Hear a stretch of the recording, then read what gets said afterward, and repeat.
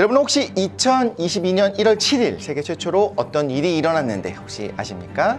이날 57세 데이비드 베넷이라고 하는 남성의 몸에서 돼지의 심장이 뛰기 시작했습니다. 말 그대로 돼지의 심장이 뛰기 시작한 겁니다. 이날은 세계 최초로 유전자를 편집한 돼지 심장이 인간에게 이식된 날인데요. 왜 하필이면 이 동물이죠? 하지만 안타깝게도 이식 수술을 받은 지 2달 만에 남성은 사망하게 되었습니다. 그렇다면 사망 원인은 무엇이었을까요? 안녕하세요. 과학 커뮤니케이터 이독실입니다.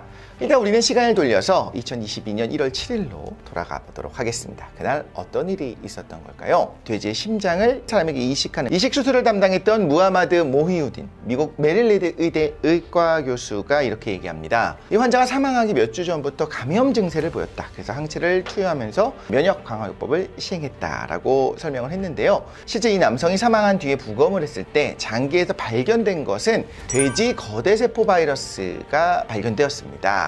돼지에게만 있는 바이러스는 아니고 사람에게도 그리고 영장류, 설치류에게 모든 동물의 종마다 가지고 있는 바이러스인데 돼지 장기에 특별히 나타나게 되는 이런 바이러스가 발견된 거죠. 과학자들은 항체 일부가 돼지 장기에 반응을 해서 환자 상태를 악화시켰을 수 있다라고 하는 사실을 확인을 했습니다. 항체가 장기에게 반응했다, 이런 의미가 어떤 것인지 우리가 좀 이야기를 해볼 텐데요. 이후 모히우딘 교수가 지역의 혈액은행과 협력해서 항체를 선별하는 방법을 개발하기도 했습니다. 마음이 아팠겠죠. 또다시 형질 전환 돼지를 이용해서 신장 이식을 시도했는데 이번에도 2달을 넘기지 못하고 사망하게 되었습니다. 그런데 우리가 이 부분에 대해서 좀 질문을 던질 필요가 있을 것 같습니다. 왜 하필이면 수많은 동물 중에 돼지였을까? 사실 왜 인간이 아닌 다른 동물, 이종 간의 이식을 하는 걸까는 우리가 생각할 만하죠. 왜냐면 사람의 장기는 굉장히 수가 제한되어 있고 소중합니다. 그리고 기증자, 공여자가 나타나기 쉽지 않습니다. 그렇기 때문에 다른 영장류의 장기를 사용하면 좋을 텐데, 근데 영장류가 아니라 돼지라는 거죠. 돼지와 인간의 장기는요 매우 유사하다고 해요. 실제로 돼지 심장이 사람 심장 크기의 94% 정도, 그리고 각막, 신장 이런 장기들이 좀 모양새도 굉장히 흡사하고요. 실제로 돼지 판막을 오래전부터 인공 판막의 핵심 재료로 활용하기도 했습니다. 세계 최초의 이종장기 이식은 1906년 프랑스에서 시행이 됐는데요.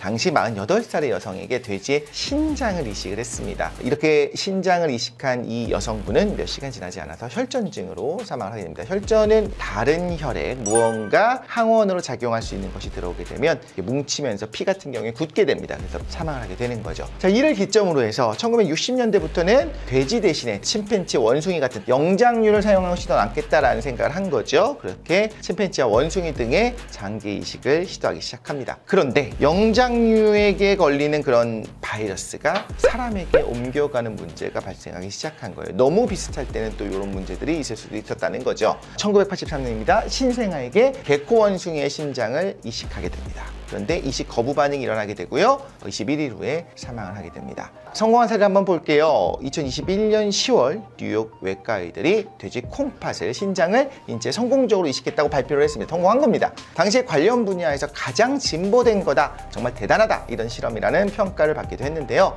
중요한 사실과 비밀이 숨겨져 있습니다. 수술을 받은 분이 회복 가능성이 없는 뇌사자였던 겁니다. 어떻게 보면 회복 가능성이 없었기 때문에 이런 시도들도 좀 허가를 받을 수 있었겠죠. 그리고 실제로 아주 건강하게 살았는지 여부에 대해서도 우리가 좀 평가하기가 어려운 부분들이 있습니다. 이렇게 많은 전문가들이 동물의 장기를 인간에게 이식하기 위한 연구를 부지런히 진행했던 흔적들이 있습니다. 보통은요 100년 정도, 한 세기가 되도록 동일한 문제가 해결되지 못하는 거는 독특한 거예요. 왜냐면 그 정도 되면 이게 안 되는구나 라고 포기할 수도 있거든요. 근데 포기하지 않는다는 건 어떤 거냐면 될 것 같다라는 거예요. 가능할 것 같은 수술이다. 그런데 계속 비슷한 문제들에 부딪히게 됩니다.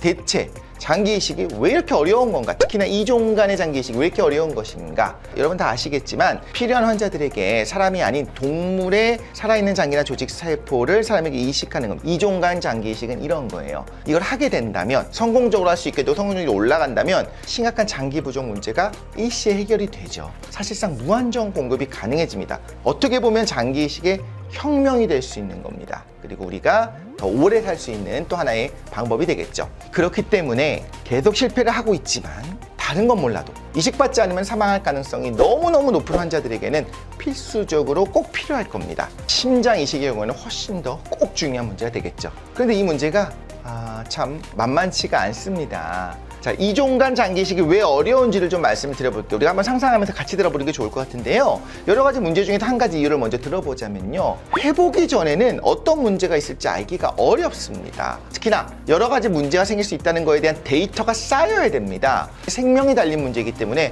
그냥 여러 가지 한번 데이터를 한번 쌓아보자. 이거 실험해보고 저거 실험해보자. 말이 안 되죠. 그게 불가능합니다. 그래서 FDA 같은 경우에도 사람을 대상으로 하는 이종 이식 승인은 잘 안 해주는 편입니다. 위험성이 너무나 크기 때문인 거고, 승인된 경우는 어떤 특별 승인하게 되는데 생명이 위험한 환자에게 실험적으로만 치료를 가능하게 해주는 그런 긴급 승인인 경우가 대부분이라고 보면 되고요. 또 한 가지 이유입니다. 앞서 여러 사례를 들어서 이야기를 했는데 이식이 기본적으로 우리 몸이 거부하는 그런 시술입니다. 이식을 거부하는 이유가 뭐냐? 우리의 면역체계 때문인 건데 면역체계는 세균, 바이러스 이런 병원균과 같이 싸우는 거 아닌가요? 맞습니다. 근데 우리의 면역체계를 이루는 세포들이 의식을 가지고 있는 게 아닙니다. 딱 보니까 내가 보기에 좋은 것 같아, 살려줘야지, 이런 게 아니잖아요. 면역은 정확히 말씀드리자면요, 자기냐 비자기냐 이걸 구분하고 비자기를 공격합니다. 여기서 말하는 자기야 비자기는 뭐냐면, 자기야 그 자기야입니다. 나 셀프냐 넌 셀프냐 구분하는 거고요. 남을 공격한다, 비자기를 공격하는 거라고 보시면 됩니다. 자, 그런데 눈에 보이지도 않잖아요. 세포는요, 서로 보고 구분하는 게 아니거든요. 내 세포인지 아닌지 어떻게 구분하냐라는 겁니다. 그래서 제가 나를 지켜주는 사랑스러운 우리 방어 시스템을 간단하게 한번 소개를 해드리려고 하는데요.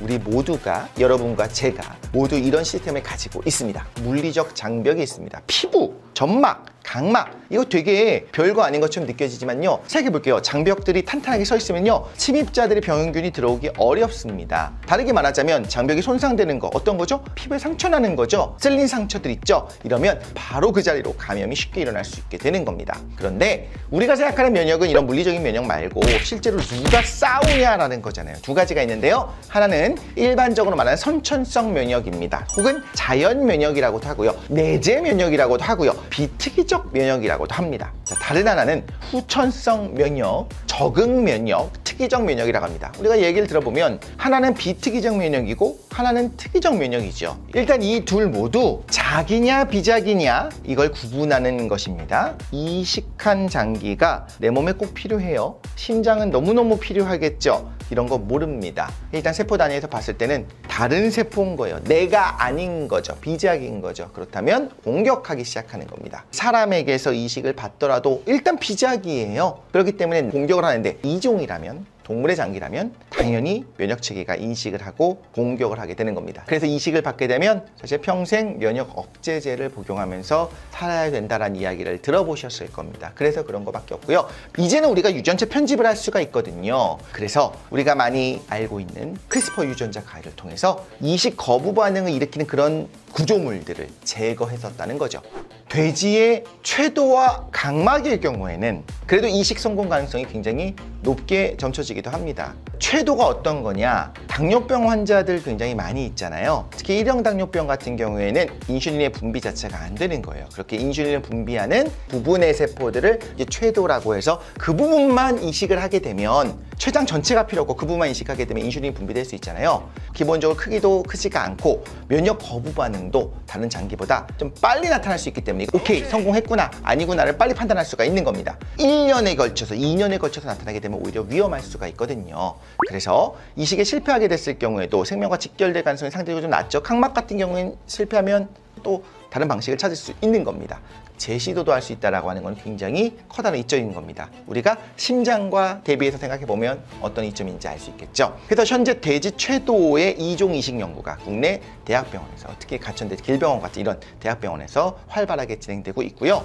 여기까지 왔더니 이제 목전에 있구나 싶으면서도 우리가 우려되는 부분이 있기 때문에 언급해야겠죠. 첫 번째, 기술적인 부분들이 있습니다. 거부 반응을 어떻게 해결할 것인가, 그리고 그 이후에 나타나는 면역 억제제를 투여하면서 하는 것도 점점 바꿔야 삶의 질이 달라질 수가 있겠죠. 또 동물의 권리도 있습니다. 돼지들은 계속적으로 사람을 위해서 장기를 적출해내고 제거되고 죽는 건가? 동물 권익단체 중에 하나인 PETA가 이런 이야기를 했습니다. 동물이 이식에 쓰이는 그런 도구가 아니다. 동물도 복잡하고 지능이 있는 존재다라고 주장을 했고요. 굉장히 비윤리적이고 위험하고 엄청난 자원 낭비다. 유전자를 마음대로 변형하는 것 자체가 잘못된 것이다라고 입을 모아 말하고 있는데, 적어도 듣고 그냥 흘릴 것이 아니라 생각은 해볼 만한 것 같아요. 한 번쯤 생각해 봐야 되고 같이 우리가 해결해야 되는 부분들, 사람이기 때문에 이걸 해야 된다는 생각이 들고요.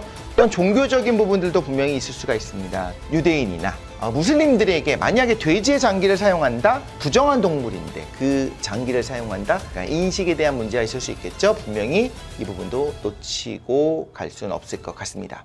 자, 어차피 돼지 많이 먹잖아. 그런데 여러분 이것도 한번 생각해 볼 필요는 있어요. 우리가 육식을 하기 위해서 이런 가축들을 섭취하는 것과 동일선상에 볼 것이냐, 장기를 제공하는 어떤 장기 공장으로서 볼 것이냐는 좀 질적 차이가 분명히 있다는 것까지 여러분 생각도 한번 댓글로 달아주시면 저도 보면서 많이 배울 수 있을 것 같습니다. 오늘은 돼지 심장 이식 이슈에 대해서 함께 이야기를 나눠봤는데요. 앞으로도 여러분을 둘러싼 과학에 대한 질문을 풀어드리고 잡다하지만 알찬 지식들을 팡팡 전해드리도록 하겠습니다. 감사합니다.